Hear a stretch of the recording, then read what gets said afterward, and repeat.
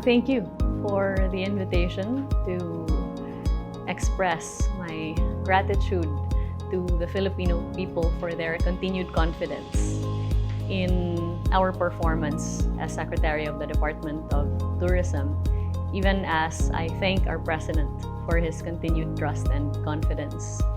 I view the acknowledgement as top-performing Cabinet Secretary not singularly, but collectively, for it is the product of the work, not of myself alone, but of the totality of the Department of Tourism. And I'm very grateful for the hard work that has been put into ensuring that tourism transforms lives. Well, the experience of being mayor taught me of the importance of listening to your people and of seeing the actual situation on the ground rather than just simply crafting policy from the comfort of one's office. And so the effort was to gain insight, both from our local stakeholders all over the Philippines and our stakeholders from abroad. Because the directive of the President was to increase the global competitiveness of the country. And we could not do that without understanding the lay of the land, as they say, and without also addressing the needs of those that depend on the tourism industry and have invested heavily in tourism.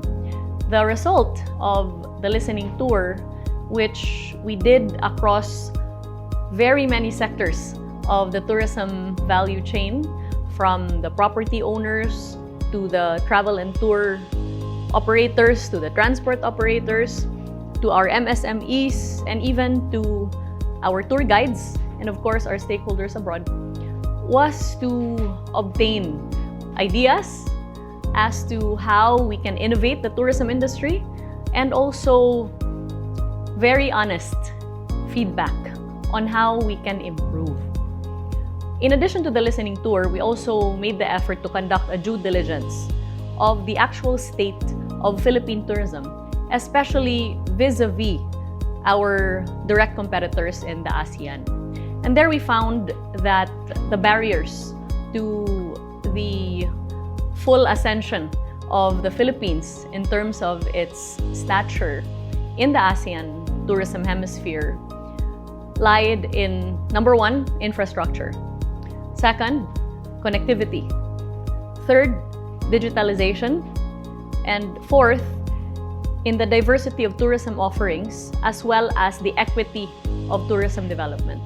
And all of these insights that we gathered, as well as data from all over the world, then aided us in crafting the National Tourism Development Plan.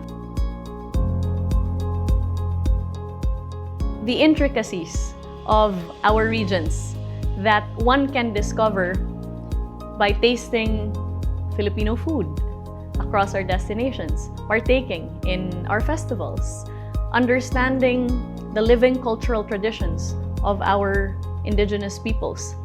After all, we can all agree that the greatest strength of the Philippines is the Filipino people. And by allowing the world to get to know the heart and soul of the Filipino, then we have a very good foundation from which to start our ascension to become a tourism powerhouse. On the other hand, the effort of the Department of Tourism has also been to strategically position the Philippines as a preferred and premier destination for certain tourism products that include health and wellness, gastronomy, cruise, as well as culture. And that is why our programs have been guided by these priority tourism products, even as we continue to support our strengths. That is our nature-based beach and leisure products, as well as dive and education tourism.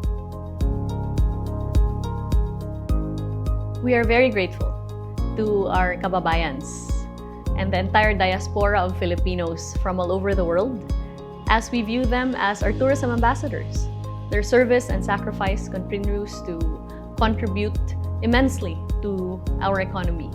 And as a measure of gratitude to our overseas Filipinos, we have come up with a Bisita Be My Guest program together with the Department of Migrant Workers to provide incentives for overseas Filipinos that invite foreigners to come into the country. The incentives to invite include the possibility of winning a house and lot, a condominium, free vacations to the country, free airline tickets, free shopping spree. And we have done international as well as regional launches for the Bisita Be My Guest, all of which have been very positively received.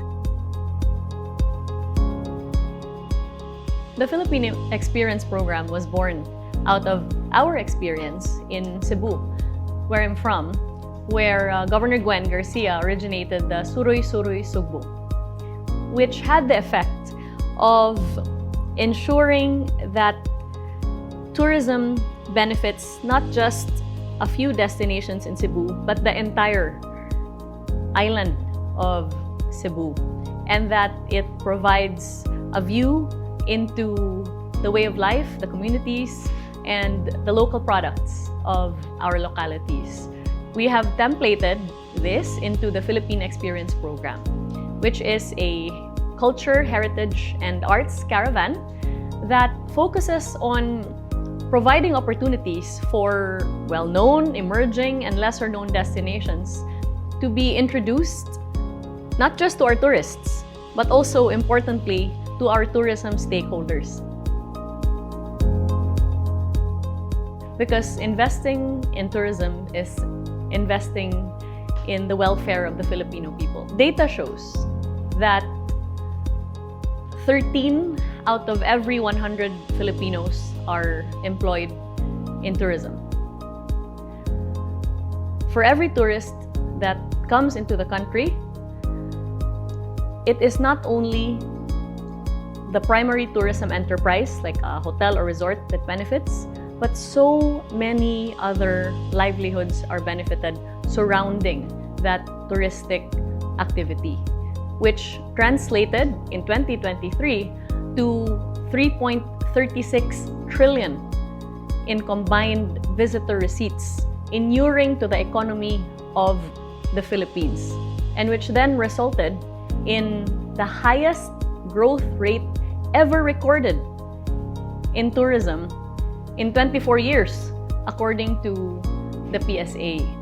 And so, on the part of the Department of Tourism, we have always sought to fashion this perspective and understanding that you need to invest in tourism if you would like to be globally competitive and if you would like to continue to provide opportunities for livelihood and employment for our fellow Filipinos.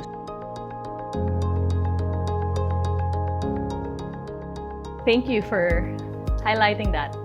As a priority of the Department of Tourism under this administration is really to ensure good governance. And we have managed to maintain the unmodified opinion of the Commission on Audit since the onset of the Marcos administration, even as we have also managed to renew our quality management systems and ISO certification. Daghan kayong salamat sa League Magazine. Thank you for recognizing outstanding work in local and national governance, as this provides inspiration for our national and local officials to continue the work of ensuring that the government is able to benefit our fellow Filipinos and that our economy continues to grow on the shoulders of those that expend service and sacrifice in honor of the duty of uplifting the lives of our fellow Filipinos.